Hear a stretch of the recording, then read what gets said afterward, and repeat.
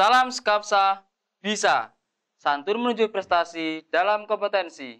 Oke pelajar Skapsa, pada mata pelajaran kali ini yaitu pemeliharaan sasis dan pemindahan tenaga kelas 12 semester 6. Hari ini kita akan membahas tentang ABS, yaitu Anti-Lock Brake System. Ya, untuk itu mari kita simak materi berikut ini. Baiklah pelajar Skapsa, untuk kali ini sudah saya katakan tadi, kita akan belajar tentang pelajaran pemeliharaan sasis dan sistem pemindah tenaga kendaraan ringan kelas 12 semester genap, tentang menerapkan cara perawatan anti-lock brake system ya, kendaraan ringan. Tujuan pembelajaran yaitu peserta didik dapat memahami komponen sistem ABS, Anti-Lock Brake System. Kedua, peserta didik dapat memahami cara kerja sistem ABS.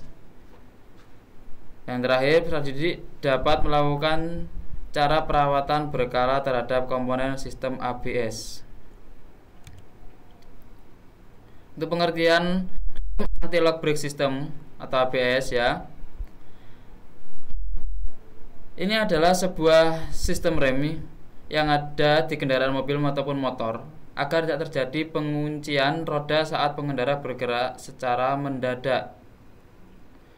Ya, biasanya kita sering melakukan pergerakan kaki untuk memberhentikan kendaraan secara mendadak ketika ada yang menyeberang atau apa. Lah itu fungsi anti-lock brake system itu mencegah roda berhenti atau mengunci sekaligus ya, seketika. Seperti yang kita tahu, banyak para pengendara yang kadang melakukan rem mendadak dan tentunya ini membahayakan bagi si pengendara itu sendiri. Makanya kalian harus hati-hati menggunakan rem, karena kalau mendadak itu akan membahayakan diri kalian sendiri.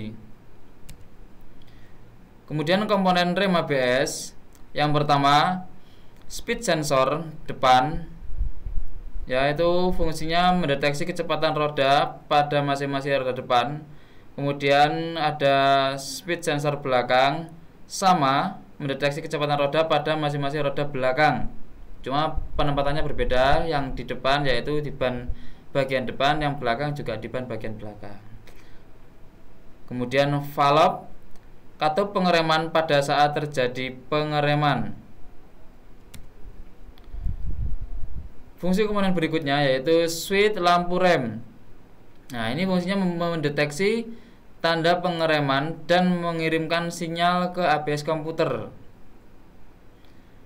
Kemudian anti-lock warning light. Ya, ini lampu menyala sebagai peringatan bahwa pada ABS ada yang tidak berfungsi. Ya, ini ada biasanya lampu indikator ya, kalau kalian bingung ya, bahasanya anti-lock warning light itu biasanya ya indikator lah. Di speedo kan juga ada itu. Kemudian nomor 6 ada ABS aktuator. Ini fungsinya mengontrol tekanan minyak pada rem pada masing-masing wheel cylinder dengan sinyal dari ABS komputer. Kemudian nomor 7 ABS komputer. Nah, dengan adanya sinyal-sinyal dari masing-masing speed sensor, komputer menghitung jumlah akselerasi dan deselerasi dan mengirim sinyal ke ABS aktuator. Jadi ini saling berhubungan ya, komponennya. Nah, kalian lihat tata letak komponen sistem rem ABS. Itu ada pedal, kemudian silinder utama, ya ini yang menekan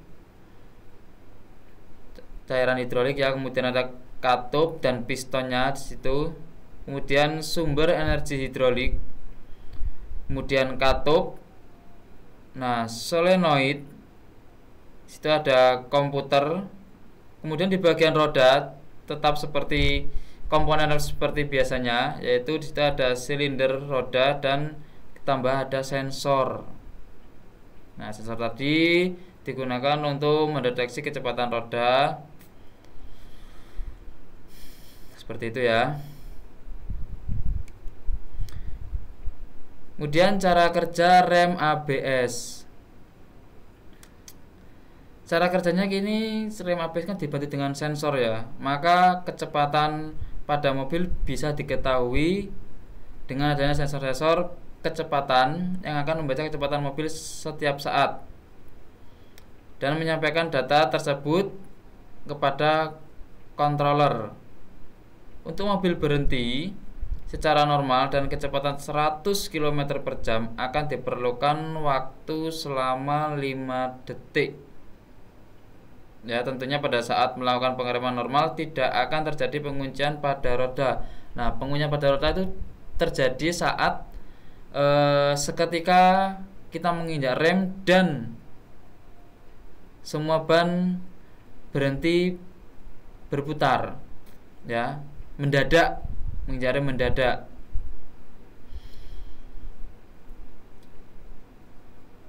Lain ceritanya jika melakukan pengereman mendadak, ya, pada roda akan terkunci. Nah, ini sudah saya bilang tadi, saat mendadak ya, maka roda akan terkunci. Waktu yang diperlukan untuk roda terkunci kurang lebih dari 1 detik. Ini lebih cepat daripada keadaan kalian melaju normal atau menginjak rem secara normal atau berhenti secara normal. Karena controller telah diprogram untuk dapat menghentikan kendaraan secara maksimal, terkuncinya roda pada roda saat pengereman tidak boleh terjadi. Nah, sebelum roda terkunci, controller akan mendapatkan data dari sensor kecepatan dan akan memerintahkan katup mengalami tekanan dengan cara mengambil katup posisi 2 atau katup posisi 3 sesuai perintah dari controller.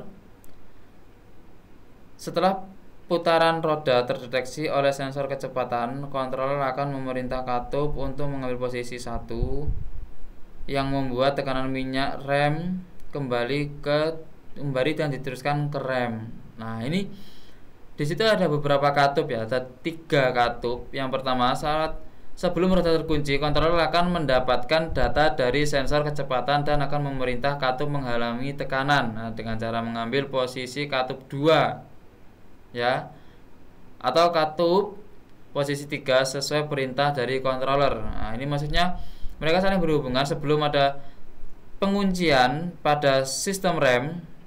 Nah, katup yang kedua itu menghalangi posisi mengambil tekanan dengan cara mengambil katup posisi 2 atau katup posisi 3 sesuai perintah dari controller. Kita tadi ya, setelah putaran roda terdeteksi oleh sensor kecepatan, controller akan memerintah katup mengambil posisi 1 dan membuat tekanan diteruskan ke tekanan minyak ini ya, hidroliknya.